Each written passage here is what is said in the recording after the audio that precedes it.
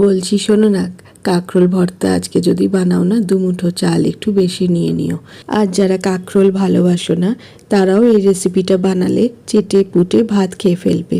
চলো তাহলে রেসিপিটা তোমাদের সাথে শেয়ার করি। কাঁকরোলগুলো ভালো করে ধুয়ে নিয়ে গোল গোল করে কেটে অল্প জল দিয়ে সেদ্ধ করে নেবে নুন হলুদ দিয়ে। ব্যাস সেদ্ধ হয়ে গেলে তারপর একটা স্ট্রেনারের সাহায্যে জল থেকে তুলে নেবে। এবার একটা মিক্সিং জারের মধ্যে ভেজানো সর্ষে দিয়ে দিলাম, সাথে দিয়ে দিলাম ঝালের জন্য কাঁচা লঙ্কা আর কয়েক কোয়া রসুন, আর অল্প জল দিয়ে এটা একটা স্মুথ পেস্ট তৈরি করে নেব। মিক্সিতে পেস্টটা তৈরি করে নেওয়ার পর এইবারে যে সেদ্ধ করে রেখেছিলাম কাঁকরোলগুলো, সেগুলো এই সর্ষের সাথে ভালো করে পেস্ট করে নেব। আর কাঁকরোলের যে মোটা দানাগুলো থাকবে সেগুলোকে বাদ দিয়ে দেবে। ব্যাস এই দেখো পেস্ট আমাদের রেডি। এইবারে কড়াইতে সর্ষের তেল গরম করে দিয়ে দেবে একটা শুকনো লঙ্কা ও কালো জিরে, একটু ভেজে নিয়ে তারপরে এর মধ্যে দিয়ে দেবো পেঁয়াজ কুচি।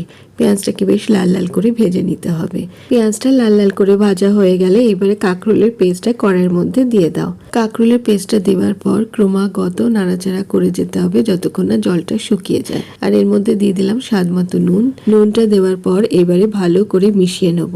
দেখো জলটাও শুকিয়ে গেছে, আমাদের কাঁকরোলের ভর্তা একদম রেডি। গরম গরম ভাতের সাথে এবার পরিবেশন করো। রেসিপিটা কেমন লাগলো আমাকে কমেন্ট করে জানিও কিন্তু।